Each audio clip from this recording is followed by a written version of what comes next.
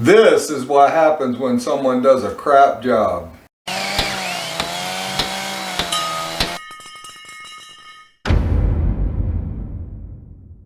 I'm in the process of bringing this living room into the 20th century. It's time for the 1970s to leave. The popcorn ceiling is gone. The walls are getting the texture skim coated out of them.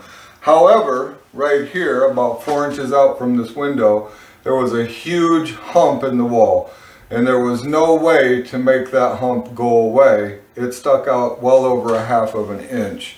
So I had to cut the drywall out to see exactly what the issue was.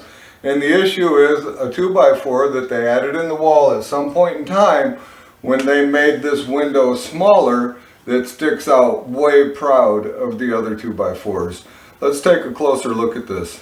I do know that in the 1990s, early 1990s, this home had an addition put on and some new windows installed and a lot of work done. This is most of the problems that I run into in this house is whomever did this work in the 90s did not take any pride in their workmanship, their craftsmanship. It's just crap work.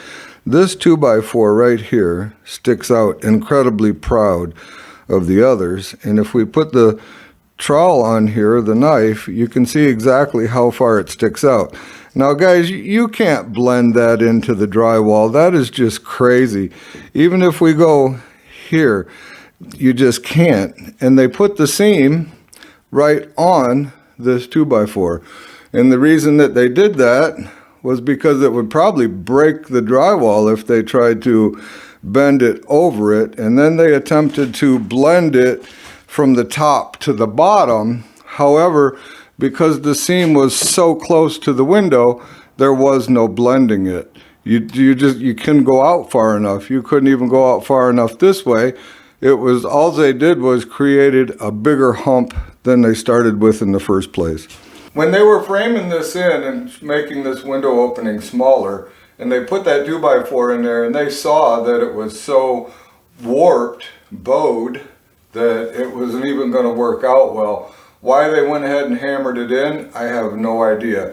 For, back then, $1, they could have put in a different 2x4 and alleviated this whole problem. I don't know if who installed the drywall also finished the drywall, why they didn't stop and do something about it.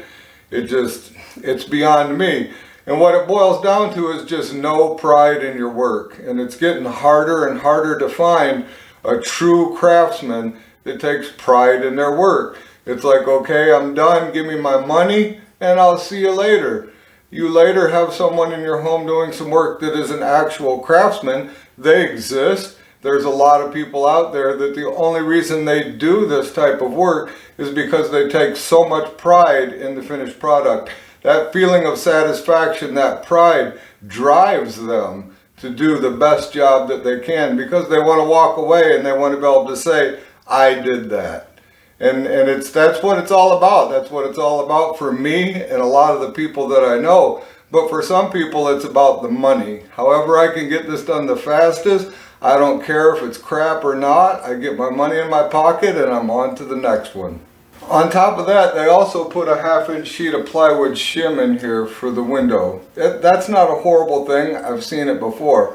However, they left it sticking out about 1/4 inch proud up here at the top. Why that didn't crack the drywall when they screwed it on, I have no idea. So once I get all these screws and these nails out, get everything cleaned up, I'm going to go over this with a hand planer and I'm going to knock that 2x4 down so that it's flush with the rest of the 2x4s. And when I put my new piece of drywall in here, I will no longer have a hump. If you have someone in your house doing work and you notice them trying to speed through things, hurry up, just get it done and get out the door, you might want to talk to them and ask them to slow down a little bit and what's going on. What are they having problems with that they're trying to rush through? In a lot of cases, these people are afraid or worried to come to you and say, hey, we've got a problem here and this is going to cost you a little more money than I first thought. If I was doing a job like this, there's no way that I could know that someone did a crap job, put a 2x4 in that was bowed so bad that it's humping the wall out, and that I would have to do this to give them the finished product that they want. And that's part of the problem as well, is just rush out the door instead of saying, hey, we've got a little problem here and this is going to cost you a few $100 more than I thought if you want to take care of this problem correctly.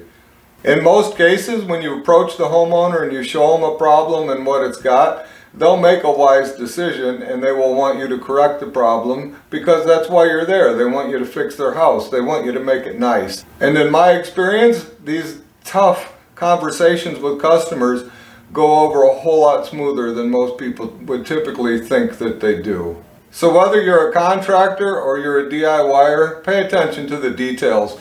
Details are what make the job perfect in the end. It makes a job that you can be proud of and one that you can show your friends, your family, your co-workers, I did that, and that is sweet.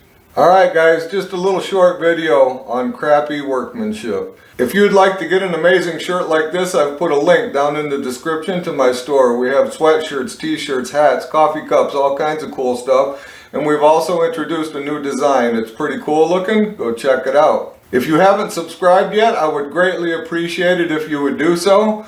Also, you might want to click that notification bell because there's going to be several different videos in the transformation of this room and I wouldn't want you to miss any of them, especially at the end when we reveal the room in its finished state. If you enjoyed yourself, click on one of those videos. They're going to pop up next to me. And remember to always respect the power of your power tools. We'll see you soon.